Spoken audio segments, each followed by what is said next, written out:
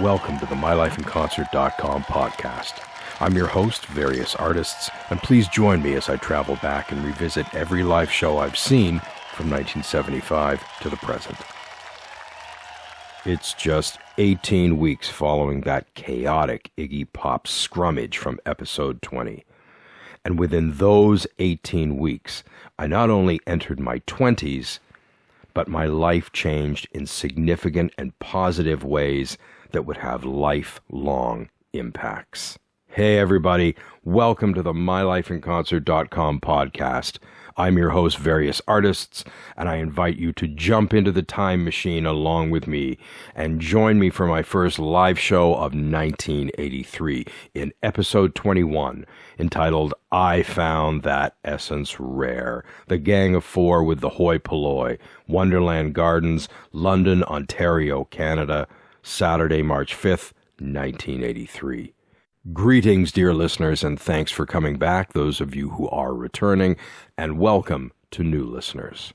I'd like to remind you all out there to check out the MyLifeInConcert.com website, chronicling this and many other shows between 1975 and now, with the blog entries featuring extra information, including photos, links, the original ticket, related Spotify playlists, and more. And speaking of Spotify, you can also hear my Spotify playlist for this and other episodes, as well as just playlists I put together under my Various Artists username, but it's probably just as easy to search on mylifeinconcert.com or MLIC followed by a prompt, as all of my playlists start that way. Or simply follow me on Spotify. Now, as I just mentioned, there is a companion playlist for this episode that you can also listen to on the blog entry, entitled MLIC prompt, Gang of Four, I Found That Essence Rare, VA's Fave Tracks 1978 to 1982. And there's also a second new Spotify playlist on this entry, highlighting what I was listening to in terms of both then new and old music during that year, with once again the MLIC prompt, VA's 1983, the soundtrack to my year. And this is part of a series I've been doing, chronicling what I was listening to for each of the years, where I've been going back and looking at these various live shows. So if you enjoyed the podcast, maybe go back and you might enjoy the Spotify playlists. In addition, please like, follow, and subscribe on our Facebook and Instagram pages, as well as our YouTube channel, which features not only the podcasts, but live footage from shows that Covelet and I have been to and shot footage at, along with vintage video clips and more. Also remember to hit that notification bell for new episodes. And returning once again, special guest Phil Robinson, then living in London, Ontario, now living just outside of Leeds, UK. And today we not only recall the bands, the gig, and the circumstances surrounding it, but also the London, Ontario scene during the 83-84 period, both in terms of live performance venues as well as bars and dance clubs from the time that we and others we knew frequented. Now, I've discussed in earlier episodes how I was sort of a bit on the periphery of that first underground punk scene here in London during that kind of 78, 79 period, as my older siblings were part of that scene, and I was quite a bit younger than most of the people. I started to get to know a lot of the people through parties that were happening, hanging out at key places, and occasionally getting into the Blue Boot and the Cedar Lounge. But I was a lot younger than everyone else around me. And I met my own small circle of like-minded friends in high school right at the beginning of 1980. And pretty much just as I was sort of retracting from that scene downtown. I've talked about them before, Lady B, Count Mara, and then a little bit later on, actually just after high school was ending, Le Chateau. So I had my little group of same-age friends, but we weren't really part of a larger community, and we weren't part of that downtown scene during 81, 82, and which a lot of it shifted into hardcore, which I didn't care that much for anyway. But the biggest thing for me personally during that period, even though I was into many different things, really was post-punk. Also, a lot of the electronic pop and sort of the new pop, especially, which came in the next couple of years. But post-punk really was my thing. Punk's angular, arty, smart, jagged, and often funky child became the bullseye in my music target during that period. Joy Division, PIL, Susie and the Banshees, The Slits, Wire, The Cure, they all became big faves of mine, along with the band I'll be talking about in this podcast, The Gang of Four. But me and my friends, while we were listening to this music, we were still apart from a larger community of similar people. And that error was repaired starting at the very end of 1982, when Lady B, who was at a lot of these early shows with me that I've been going through, met someone who was part of that downtown scene, and they became chummy. Lady B started hanging out with her at Fryfogle's downtown, places like that, and she kind of brought us in with her, and ta-da! For the very first time in my life, a life that had been saturated in, defined by, and obsessed with music since the moment I was born, I was finally surrounded by other tune heads who were my age and had tastes similar to mine. And it only took 20 years to happen. In the upcoming interview section with Phil, we talk about how each of us came into this scene in downtown London. Him entering earlier than me and then me re-entering. Also how we met each other as that happened a few weeks just before this Gang of Four show. And how I met most of my friends of the next decade plus, or people that I would meet in the next decade plus, through this music scene. And then later the radio station CHRW here in London. But it all started at this point.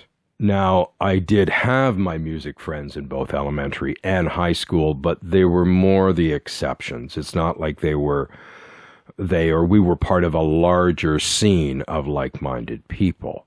Also, I was the one usually turning people on to new music, new artists, new sounds and styles. But this new crowd could also introduce me to new things, and they did. When you've been, or you're part of a marginalized community, it's more important than ever to find your group that you're part of, somewhere where you belong. As few of them exist in most places and may not be easy to find. So for the first time, I felt understood. It also meant that seeing live music was now a regular, sometimes daily part of my music life. Whereas before I would only see a few live shows a year, I was now seeing hundreds of local and regional acts playing the circuit of clubs in the city, something Phil and I also will discuss shortly. And I also got to know a lot of the people in many of the bands. Now, this Gang of Four show, this was the first gig I saw along with this whole new music community of like-minded people I had become part of. Now, as I mentioned in the intro at the top of the podcast, the Iggy concert from episode 20, that was just 18 weeks earlier. But the three of us who went there, me, Lady B, and Chateau, we knew no one else there. So we were sort of attending in our own bubble. This time, it was even, the Iggy show was a lot of fun, but this was even better, not only because the show was better, but because we knew so many people there that night. So rather than just being a musical evening out, it was a mix of musical and social, which is what I like. As for the music, well, to say I was beyond thrilled that the Gang of Four was coming to little old London, Ontario is an understatement. They probably would have been one of my top 5 favorite artists of that, say, 1980 to 83 period. I was also lucky to get to see them at the 11th hour of their prime period. They had burst out on the underground scene in England in 1979 with Entertainment, one of a handful of discs from that year, along with PIL's Metal Box, Joy Division's Unknown Pleasures, Cut by the Slits, and 154 by Wire. These albums created a cumulative definition of what became known as post-punk. The Gang of Four's instantly recognizable sound emphasized the funk bass lines that frequently doubled as a melodic anchor, with the guitar often taking a scratchy, impressionistic role. And they paired this with an abrasive energy and scrappiness melded to the dub-wise approaches to sound, space, and production, with liberal punches of willfully experimental, uneasy listening. Entertainment was a shattering innovation, creating a new kind of punk-funk hybrid. It wasn't simply the music that made the fans and early press champions sit up and take notice, but also the band's lyrical content and sonic presentation. Now, I'm a pretty political animal by nature and very progressive, but I had to admit long ago, and I've discussed this in other episodes, about how there's not a lot of artists, I feel, that can pull off overtly political or historical type lyrics and do it well without, avoiding shrill, pedantic stridency. The pointed observational barbs in the Gang of Four's 545, Guns Before Butter, or Not Great Men put the band, for me, in a rarefied league along with the likes of Fela Kuti, Bob Marley, or The Clash, of people who can mix the musical with the political and do it really well. But what I most remember about first hearing Entertainment, after reading about it, was its production and how it sounded. Back in episode 18 on The Clash in Toronto in 1982, I talk in that episode about hearing the first Clash album in 1978 and being thrown by the spare, dry sound and production, and how it gave the music this potent, in-your-face aspect. And it was the same thing with hearing Entertainment for the first time. In an era when most commercial rock productions emulated rich, wet effects heavy LA-style models, Entertainment was desert dry and minimalistic, giving it a jolting immediacy and intimacy that made it stand out from the pack. EMI, their UK record label, they initially balked at releasing it, feeling that this deliberate approach made the LP sound more like a series of demos than a finished product. And in many ways, it almost sounds like they plugged everything directly into the board. The Gang of Four's debut, it still routinely shows up on best album lists, and its influence has never really wavered. R.E.M., Nirvana, countless others have acknowledged their debt to the Gang of Four. Meanwhile, back in the noughties, there was a real bit of a revival where you had bands like The Rapture and Block Party recycling a lot of the elements of the band's sound. However, if any group probably got more mileage out of what the Gang of Four did, it was probably the Red Hot Chili Peppers, with Gang's guitarist Andy Gill producing their first album. And later on, there's a well-known quote by Flea where he's saying, "I just don't understand why they never sued us." Although definitely the bands are very different, but you could see that they were really pulling or adapting the Gang of Four's sonic model. And while many bands have tried to replicate aspects of the Gang of Four's distinctive sound, no one has ever quite been able to employ it so successfully as it was on Entertainment, including the band themselves, as it turned out. In the interim period between that debut album in 79 and this gig in early 83, they'd released a string of terrific 45s, especially 1981's To Hell with Poverty, which I think just may be their absolute finest moment, and two audience-dividing albums. The follow-up, 1981's dense, paranoid-sounding Solid Gold, and the much slicker, almost indie disco of Songs of the Free. While I like both, and certainly prefer the latter, neither for me really comes close to the opening shot. Although I got to say, lately I've been listening to Songs of the Free again, and I've really been enjoying it. Now, by the time of this gig, bass player Dave Allen had left, which actually is a really significant thing, as his bass playing was a key part of the sound. But he was replaced by bassist to the Alternastars, Sarah Lee, who did an amazing job as well. And it was this lineup that I saw as they wove across North America promoting Songs of the Free. The Leeds foursome played a primo set on this night at Wonderland Gardens. Their taut funk, angular, dissonant guitar, and incisive socio-political lyrics passionately delivered in top form. Frontman John King flung himself into his vocals and around the stage with wiry agility, while the band behind him attacked the avant grooves with battle-like determination. Absolutely killer set.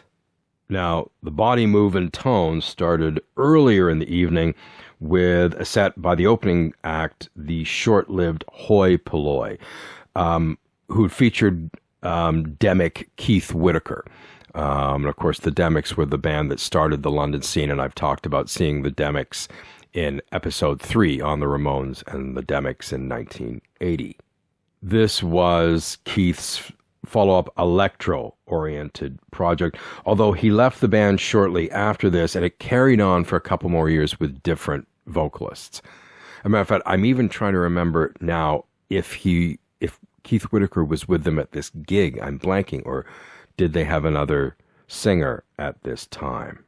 So this was a night where people were ready to maniacally dance their asses off, and indeed they did, greeting the four with hip-shaking ebullience from the moment they appeared on Wonderland's postage stamp stage. Songs of the Free had been a frequent visitor to my turntable in 1982, and so it was fine by me at the time for the set list to be packed with tunes from that album, with the performance of its big dance club hit, I Love a Man in Uniform, as one of the high points of the night. Also, To Hell with Poverty, but again, we'll talk about that a bit later.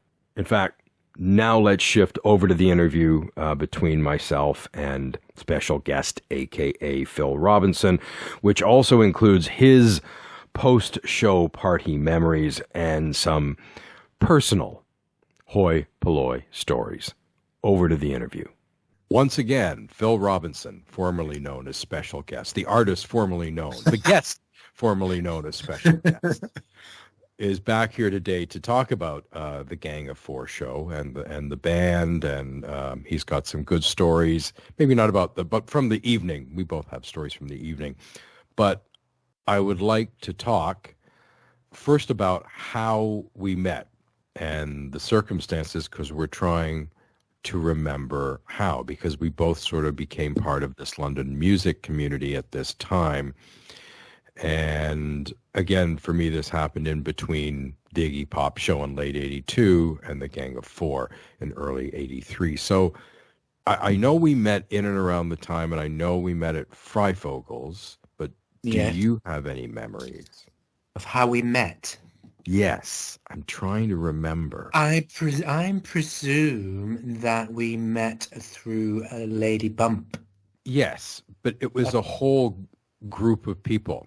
Yeah. Because Lady Bump and Le Chateau and myself, we'd been chummy for the years previous, but we knew other people, we had other friends and stuff, but they weren't into the things we were into. Mm-hmm. And then Lady Bump met some people through her work that were part of the scene, and we kind of became part of that scene via her. And there was a lot of people I met all in and around like a 2-month period, and you were one of them. I can remember first meeting Lady Bump. I remember that. Oh, okay. Can you tell us that story?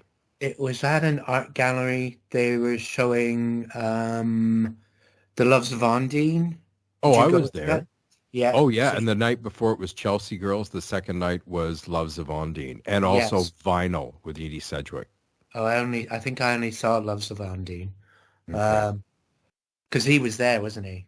Yeah. Oh, yeah. Ondine was there. I actually talked to him for a while, which was really cool. Wow. This was he was at the door greeting people, because I had just seen Chelsea Girls in Toronto at the Funnel, the Funnel, the art, sort of the arts collective, and they showed it there, and he was there. I went with Count Mara, and we spent a really fun weekend in Toronto hanging out and seeing that movie. And then I got back to London, and the Forest City Gallery was showing it, and they had That's two it, nights. Gallery, yeah. Yeah, it was, and that's when it was up downtown and upstairs. Yeah, yeah. Off of Dundas, And we were all there. So I met her there because she was there with my sister. Ah. So, but I don't know who I went with, but I can't remember. That's not important. But she was there with my sister, and they didn't sit with us. They sat somewhere else. They would have been sitting with us. Oh, She probably. sat with me. Yeah. Okay, so my sister was there. So, okay, so I was at home. It must have been about 1 or 2 weeks later, listening to some records with my sister. I just bought. I think I bought a Bananarama record, so we were there listening to that, and the phone goes, and it's Lady Bump. And my sister's like, "Oh, hello, how are you?" You know, chat, chat, chat. And then she goes silent. Her face drops and goes stony, and she hands the phone over to me and goes, "It's for you." Oh. Oh, exactly. That's what I said. Oh, I didn't know this. This is good. Okay.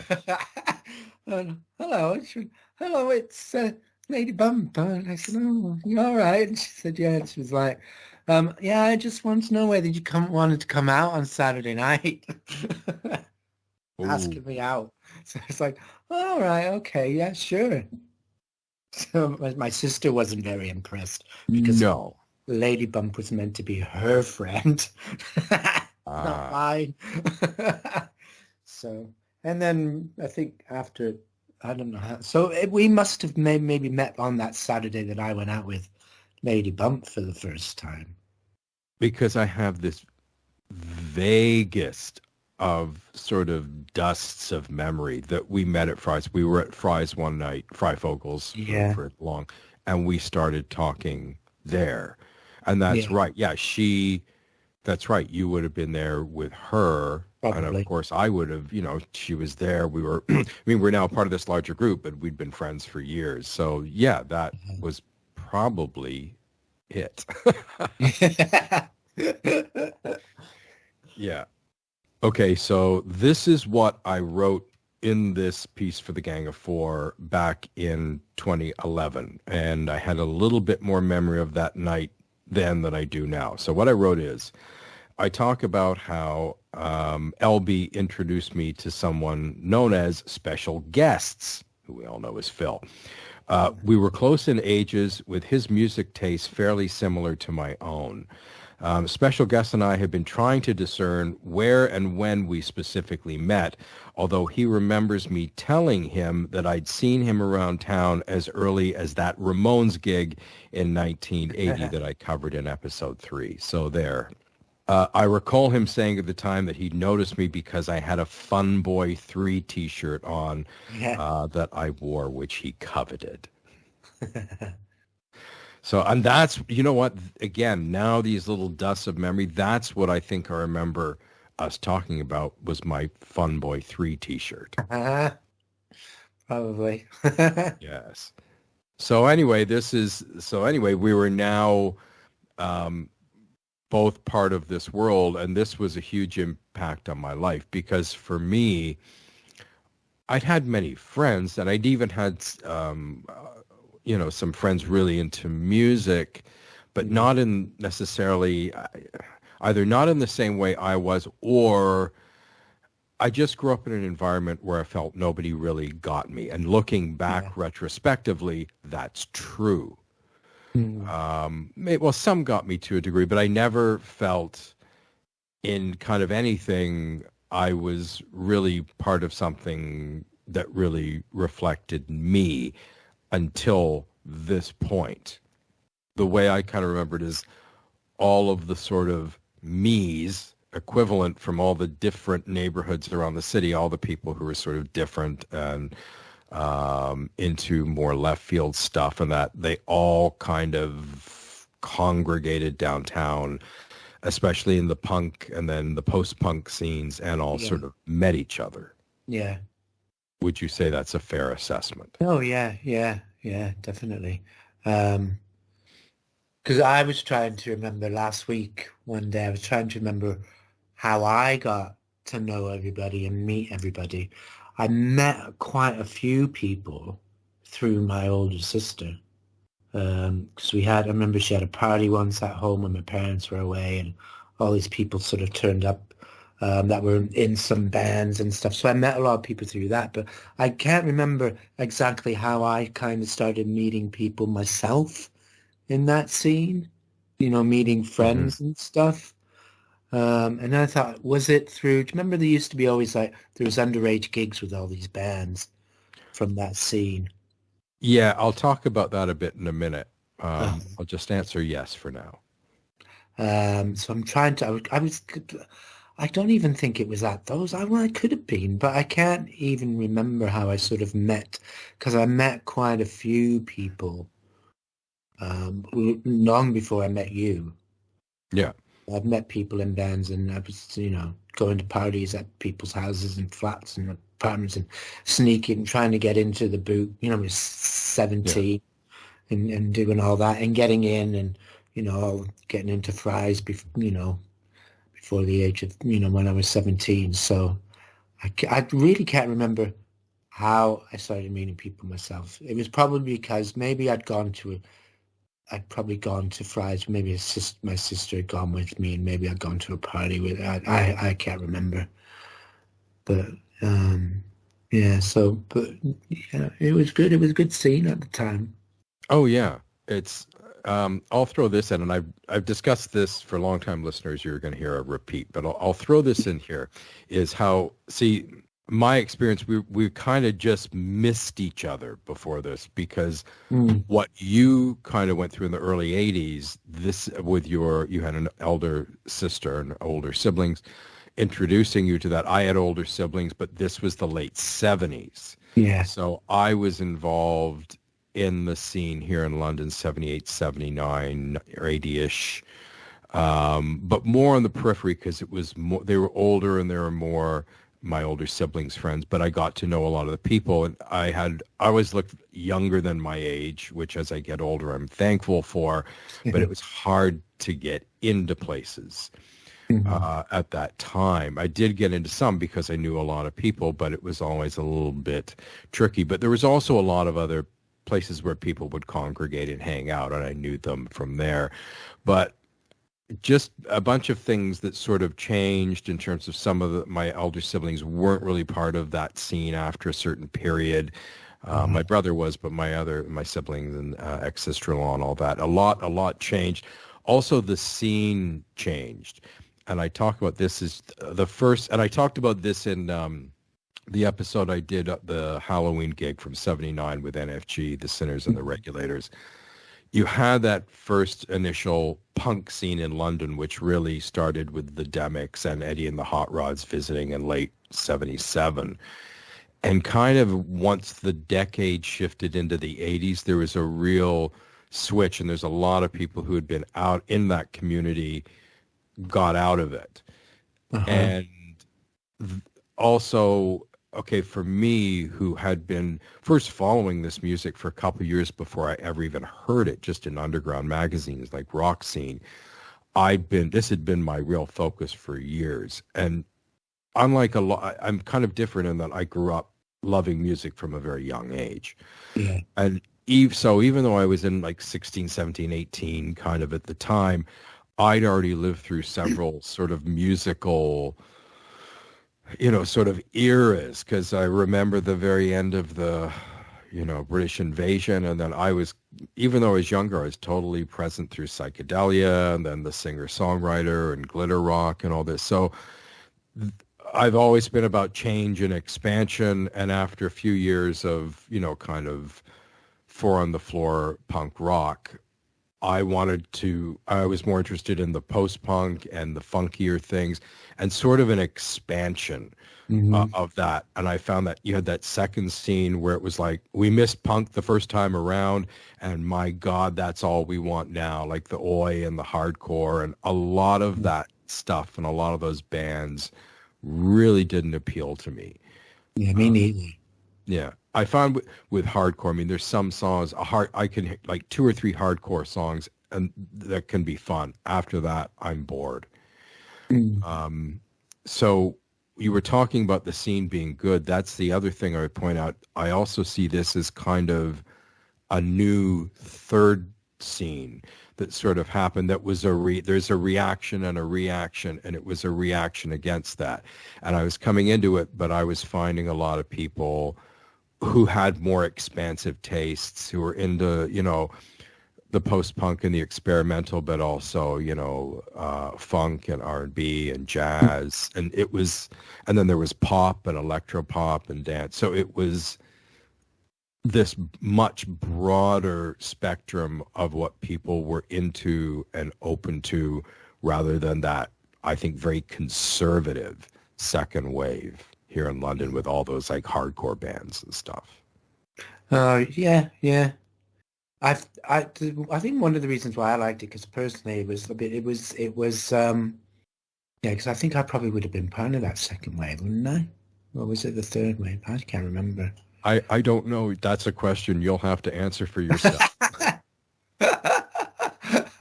so, so it would have been, so I was to say, I started seeing a lot of local bands when I was probably about 16. So that would have been 1981. Yeah, so I was had almost totally withdrawn from that as you were coming in, and then we eventually sort of met 2 years later. Yeah. So we've talked about how we both came into that scene and what was happening. And we were mentioning that we had met at Fryfogle's, which was really the main sort of live bar. A few years before, in terms of the punk scene, it had been the Cedar Lounge. But even with Fryfogle's, again, there's more diversity in acts, and the sort of the spectrum of acts that blew up in the wake of punk's fragmentation at the end of the 70s. Mm-hmm. So I was thinking, okay, we hung out at Fry's. What were some of the other places that we hung out at, like 83, 84, that era? The Embassy. The Embassy, of course. The Embassy in the East End. Yeah. Notes. No, right. Notes was the Monday night. Monday night, which became extremely popular. I think they had cheap drinks on. That's probably one reason. But it was the music. And the music as well. Because there wasn't really any sort of discos that played that kind of stuff that we were into. No, and it was only the Monday nights. And I vividly remember the place tried to, again, it's London, Ontario. They tried, even though the nights were becoming very popular, I can't remember the name of the DJ, but we all knew him. And they were really harassing him because Monday night had turned into this alternative night. And he wasn't playing, like Footloose or what. Yeah. And do you remember this? There was a night where they wanted him to play these big top 40 hits along with the other stuff. Ridiculous. It's a Monday night and the place is packed to the rafters.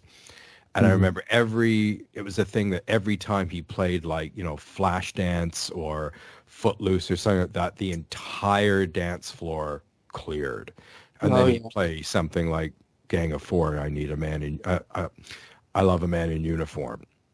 And the dance floor would just pack, and they finally got the message and backed off. But those Monday nights were really wild while they lasted for a few years. Yeah. Oh, yeah. I loved them. They were great. But we used to also go to a couple of the gay clubs as well at the time, because I think they used to play some of the alternative kind of music. So I remember them playing Gang of Four, I Love a Man in a Uniform. Yeah. Probably because it was I Love a Man in a Uniform.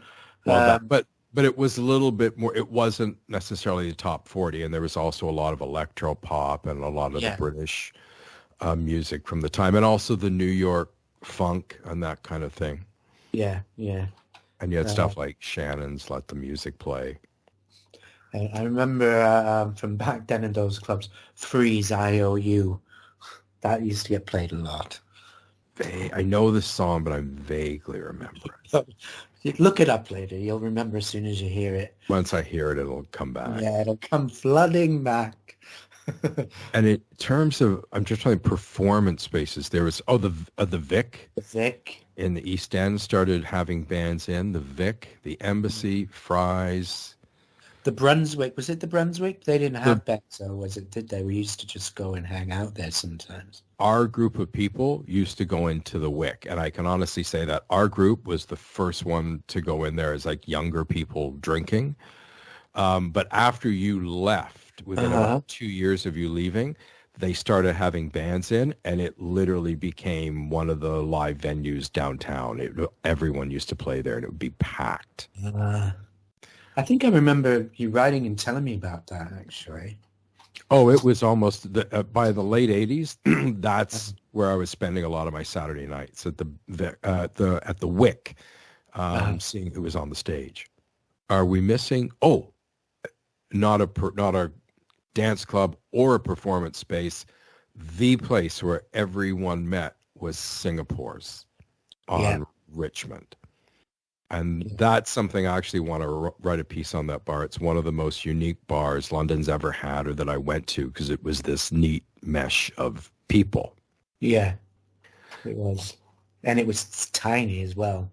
Oh, yeah. It was an afterthought. I know for a fact it was essentially they had the space and wanted to use it. It was the tiny little postage stamp downstairs. And it was Tanya Auger who really turned that. She didn't own it, of course. But she managed it, and that was her vision. And, of course, that place was so packed every weekend. And, again, they had this big audience there that was a mix of you had the downtown music crowd, you had a lot of university people, you had the theater crowd from the Grand across the street, and a lot of gay people. So let's shift over to the Gang of Four and your background with the Gang of Four. How did you come to learn about the band, et cetera, et cetera? All right, okay. I think it was my sister's boyfriend at the time, Pete, who I think he had the first album, and yeah, just got into it from that. Basically, and that was about it. And I just thought what I really liked about them was it was like I don't know how to describe the guitar playing and the songwriting and the singing. It was jagged, I guess. Is that they described it? It was like and it was like, and there was a lot, but there was also a lot of, it had bits of funk elements to it. It was quite dancey, but it was all that chunky, jagged, angular playing, very expressionistic playing rather than riffs. Yeah. I just thought it was great from the get-go. Oh, absolutely. And for me, it was the mix of, the funk, sort of the beat with the drums and the bass. And then you have all this very sort of expressionistic, angular, chunky, avant-garde guitar over top, and the impassioned vocals of Andy Gill and John King. Yeah.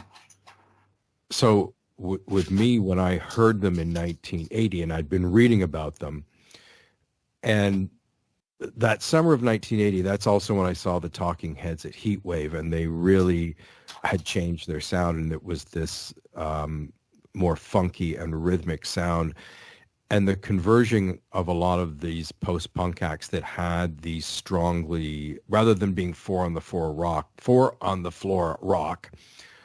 you had like the Gang of Four, also PIL with a lot of funk and dub influences, and things became much more rhythmic, which is what I wanted to return to. So I remember that, and getting back more into R&B music and the early hip hop and a lot of the stuff that was happening from New York. I just remember that shift into much more rhythmic music, and this was part of it. Yeah, definitely. So do you remember anything hearing about the gig or about arriving at the gig or anything from that night? I can't remember when I first heard of it or anything. I can't remember who I went with. I could have gone with Mark Drew. But no, I'm not even going to pretend that I can remember because I can't. I can't remember who I went with. I remember being there and drinking a lot of beer. I remember going to the toilet a lot because I was drinking a lot of beer. I remember the toilets being really packed that night, but it wasn't necessarily because people were drinking a lot of beer. Right. That I really remember that night. Again, the last show that I covered was Iggy Pop at Wonderland Gardens, which was an insane night. In a really kind of dark and confrontational, but still fun way. This night was also, again, one of those nights where everyone was overdoing it times 10, but I remember this night as just being euphoric and ecstatic. Yeah. Yeah, I think I can remember that. I remember, I don't remember a whole lot of the set. I remember dancing a lot, and I can remember seeing them on the stage, but I don't know any of I can't remember any of the songs. Well, in terms of, again, what I wrote 11 years ago, 10 years ago, we live, at that point, I really remembered We Live as We Dream Alone and Call Me Up. And as I say, flicker in the film strip of my mind, along with To Hell with Poverty and At Home, He's a Tourist and Solid Gold's Cheeseburger. When I read those off, especially To Hell with Poverty and Call Me Up and We Live as We Dream Alone, because that was off like the album they were touring, songs of the Free, and I'd been playing that so much. But I don't, this is again one of those shows where I don't really remember it as a song by song thing, but more about the evening, the euphoria. The band were really tight and really intense in a great way. Also, Dave Allen, the bass player, had quit, who I thought was an amazing bass player, but they did have Sarah Lee with the band at this point, who I also liked as the bass player. I can, now you said, I've just had sort of like flash images of remembering them doing Call Me Up. Yeah. Because at that time, I played that album to death. And Me Call too. Me Up was one of my favorite songs at the time. So I remember going nuts when they were playing it, dancing away and singing along. Yeah. Again, it's a flickering memory, but I kind of have To Hell with Poverty. That's probably the one. Again, these are all flickering, but I definitely have flickers of just those handful of tracks, but they were amazing. Actually, we forgot to talk about the opening act, the Hoi Polloi. All right. Now, I remember this, and again, is this my memory playing tricks on me? Wasn't this Keith Whitaker's band after the Demics, or am I getting that wrong? No, you're completely right about that being, yeah. Well, I don't remember them at all from that night. I remember them from another time. Oh, what was the other time? Well, they were playing a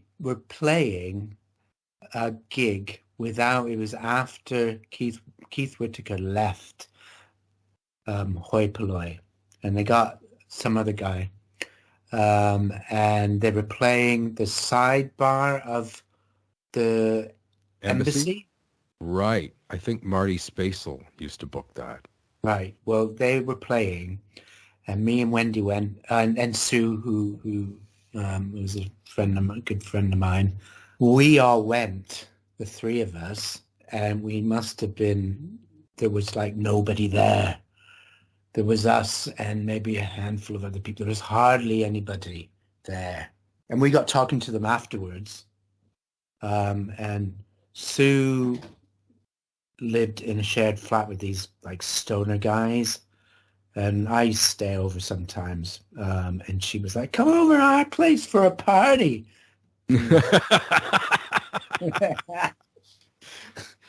I hope you said it exactly that way. I remember Sue, and I don't remember her being that demonstrative. So we were there at her place because I used to stay over there. So it was like we just had a room, And we were like looking out, going, "Are they coming? Are they coming?" We didn't have any booze. We had nothing at all. So I don't listen. Why did we invite them around for a party? There's no party. It's just me and you. She's like, yeah, okay. And she said, well, I don't think they're going to come anymore. So she changed in her two of her pajamas, which was a big red onesie that she had. And then sure enough, that's when they turned up.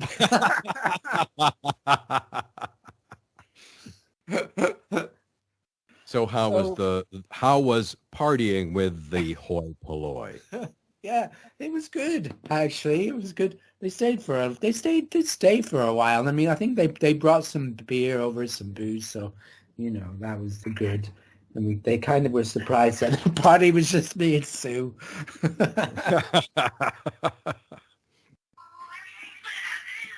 Oh, I heard that. Yes, my cat. Just hold on a second. Yeah, arguing. Her ears are pinned back and the tail is going and she's staring right at him. Right, okay, let's hope we don't interrupt again. So they were, I think hoi polloi were surprised that the party was just me and Sue. And we weren't there for that kind of a party. But they were really nice. They said, "Oh, why don't you guys come along we're playing in Toronto in next week at a place called Heaven." I'm like, "Oh yeah, of course, yeah, we'll show up." And we hitchhiked all the way there. Mm-hmm. We didn't have any extra clothes. We just hitched there. We didn't know what the hell we were going to do when we got there. We didn't have money to stay in a hotel or anything. We didn't know anybody. So it wasn't like we could just call somebody up and go and stay with them. So we finally found this club. They were on first. I think it was Steve Blinky. Steve Blinky was open. Was Steve Blimke? Is it Blimke? Is it Blimke? I know who you're talking about. When the moment you said his name, it's like, right. I think it was Steve Blimke. Something like that. Well, he was sort of at the top of the bill. Hoi polloi at the bottom, and Mary Margaret O'Hara was in the middle. Oh, nice. Okay, so me and Sue, we finally found this club Heaven, and we went in, and we met up with them, and they were like really surprised to see us. Oh, it's really good to see you. We didn't expect to see you. It's like, oh yeah. And then we were at the bar, getting a drink, and Sue is jabbing me in the side with her elbow. It's like really hard, going, Phil. It's like, what? Look. What? Where? Look, who's stood beside me? And it was Catherine O'Hara. Ah, nice. Out seeing her sister playing. Yeah. It's like, oh my god. We didn't say anything to her. It's like we had an opportunity to talk to Catherine O'Hara and we didn't do anything. We just stood there and gawped at her. Sometimes it's like if you don't have something to say, it reminds me of when I first saw Rufus Wainwright many years back, and I was standing at the bar. This is at the time of his first album coming out, and I'm standing at the bar waiting for him to come on, and all of a sudden I just turned to my right and realized that I'm standing next to Kate McGarrigle, and it's like, oh, wow. God. But, you kind of want to say something, but I don't want to... Yeah. I don't want to just say something stupid or I'm a really big fan so unless I've got something intelligent to say, I'm probably, it depends on the situation, but yeah. I just didn't know what I wanted to say, but it was cool enough. I was just standing next to her. just thought so if like when you see somebody that and you go, oh my god, it's really them, and then you think, oh, I should have said something, and then you think of something stupid that you could have said to them. You probably would have said something stupid. I kind of have an image of actually saying to Catherine O'Hara, do you remember one of the characters she did in SCTV, and she goes, I want to bear your children. Lola Heatherton. Yeah, that's it. Yes. Yeah, so that was how we got sort of meet hoi polloi, and we kind of hung around them for a little while, in Toronto, and then they played at Fryfogle's again. Oh, okay. After that, because they said to me, "Oh, can you get us a gig at Fry's?" I was like, "Oh, yeah, I can do that." Yeah, and get Sheep Look Up to open up for us, and then we'll do the same back, like when they come play to Toronto. So, Oh, okay. yeah, I can do that. You No, were no, you were facilitating. yeah. They were like, "We'll give you 10%." Like, okay. It's like, Did you get it? No, well, no. Did you even get a free beer? No, because I went and tried to book it. I actually did go and speak to the manager and tried to book it, and played him their demo tape, because I had a copy of their demo tape. So, because they opened up for the Gang of Four, but I don't remember from them from that time at all. No, I remember that because Keith Whitaker was the vocalist, so I wanted to see what he was doing post-Demics. It was also kind of electro-ish, I remember. I know that from after that. They were very sort of new wave electronic pop. Yeah. Which again, we're sort of a little bit behind the beats here, so that was just starting to happen. Like we had metal here in London, there was that, but even more so. So I thought that was cool and went with the time, and I wanted to see it. I remember liking the band, but that's it. I remember that I wanted to see them. I remember seeing them. I remember liking them. That is the sum total of any memory I have of the Hoi Polloi. Mm. Wow. It was a good name, though. Oh, yeah, yeah. So neither one of us really remember the Hoi Polloi set, but we remember the Gang of Four, even if not in a lot of detail. It just, though the details aren't there, it was just an incredible incendiary show. They really brought the passion, they brought the funk, they brought the feeling, and the whole audience, everyone was just dancing their asses off, and I just remember it as a really euphoric evening in a lot of ways, but a very euphoric evening. So I know I didn't go to a party after. I have no idea. Like all of us would have been there, and also my sister and brother-in-law were there as well. I may have actually come and left with them. I may have even stayed at their place that night or something, because it was just down the street. But I don't remember anything afterwards. And I don't remember like getting there or whatever, but you, however, went to a party after that you have memories of. Can you please share? A couple of memories. I went in, it was at Mark Drew's house. I think it was a shared house that he had. You might have probably gone to a party there or two. It was there was a couple of like cheap look up people lived there, I think. Oh, yes. Yes, I did. Yes, yeah. I was there a few times. I completely blanked until now, but now, yes, so I was there a few times. Party was there. I remember we went in a car. I don't know whose car. I remember I was sat in the back with my head in a lap of a woman who, I won't name the name, but people we called her Sue Catwoman.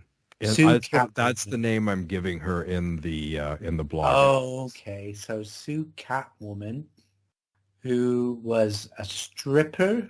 Yeah. So I had my head in her lap, and I remember her kissing my forehead. Because she had a thing for me, apparently, according to my sister had told me that she had a thing for me, and I thought, oh, that's weird. So yeah, she was kissing my forehead, and then when we got to the house, I remember going to the bathroom and looked in the mirror, and my forehead was covered in red lipstick. Just tons and tons of. I didn't bother. I thought, oh, well, that's funny, and I just left it. I didn't wash it off. I just had red lip prints all over my forehead, just covered my forehead. Yeah, so I remember her. She was fun. Yeah, it's pretty wild. But I think, well, that's basically all I remember. I remember having a great time. Yeah. But that's about all the sort of specifics I remember of the party of that night. Oh, well, at least you got to go to a party after. I can't remember what I did, although I'm not going to complain. The concert was just fantastic. So, but glad that you had the fun time after as well. Yeah. Yeah. Thanks for stopping by, and we'll talk next time. Thank you. I'll speak soon. If I saw the Gang of Four at the 11th hour of their greatness, then that 12th hour struck soon after this March show, with the departure of powerhouse drummer Hugo Burnham. At that point, the wheels really came off the cart. The band's fourth and final album, at the time of their original existence, was the ironically named Hard, which limped out a year later, taking Free's glossy sheen from slick to anonymous. It was roundly disliked, showing a disintegrating unit, and their inevitable breakup happened the following year. Since then, variations on the lineup have reunited at different points in time, with the original lineup reuniting for the album Content in 2011. Now, Andy Gill went on to lead a Gang of Four lineup last decade through a chunk of that decade, and it sadly ended with his death in early 2020. Now, his wife of many decades, Catherine Mayer, feels that Gill may have been an early victim of COVID, which might make sense considering where he had been touring and playing. Now, there's recently been a new announcement here in late 2021, as I'm recording this podcast, that John King, who sang lead on most of the Gang of Four's material, will be reuniting with original drummer Hugo Burnham, and bassist Sarah Lee, who is with the band at this Wonderland gig, and they're going to be touring in 2022. If there's a Toronto show, I want to be there. Still, this was quite a night, a pre-twilight late afternoon in their career day, happening in concert with one of the most important social shifts of my life. And, you know, be it smaller things like that first album and this live performance, or larger things like human connections and lasting bonds with people, I gotta say, I've found that essence rare. This wraps up my look back at this unforgettable Gang of Four gig at the late, great Wonderland Gardens. And there'll be more Wonderland Gardens coming up down the road. I went on to see quite a number of shows there, so more is coming up. Please tune in next time for a show that, retrospectively, is an example of a moment representing a changing of the guards in the alternative music world at this particular moment in music history, as episode 22 looks back on my concert number 16, entitled End of the Party, and featuring The Beat, or the English Beat as they were called on this side of the pond, playing here in London, Ontario, Canada, with me returning to Alumni Hall on the campus of Western University, where I saw Elvis Costello in 1978, which I covered in episode 8, and Joe Jackson in 1982, just a few months before this gig, and I looked at that great show in episode 19. Now, The Beat also had this opening act with them at the gig, and it was this new U.S. band who had just released their debut album that week. And you may have heard of them. They were called REM. Now, we hadn't heard of them at the time, but that was about to change. Special guest Phil Robinson not only returns once again to share his memories of the evening, but has a whole lot of them, which is fortuitous as I have scant recollection of details from this one. So tune in next time for Stage Invasions, a cultural shift, and wondering what the hell I was thinking. I'd like to say a big thanks to all the listeners out there, both new and returning, for taking the time to listen. Please remember once again to check out the mylifeinconcert.com website for the original 2011 blog for this concert. And it also features additional information about the show, along with video links, a picture of the ticket, the Spotify playlist that I mentioned earlier, especially the one for this show in particular, Gang of Four, I Found That Essence Rare, VA's fave tracks, 1978 to 1982. Also remember to like, follow, subscribe, and hit the notification bell where applicable on Facebook, YouTube, and Instagram pages. And please leave your memories of any of these gigs that I'm writing about on the platform of your choice. Also, if you've enjoyed the podcast, please be sure to tell your Toonhead friends about it. The numbers are growing. Please get the word out there. I appreciate all who are listening. Thanks once again for tuning in. This is your host, Various Artists, signing off, and we'll meet up at the next concert. See you then, and see you there. Bye for now.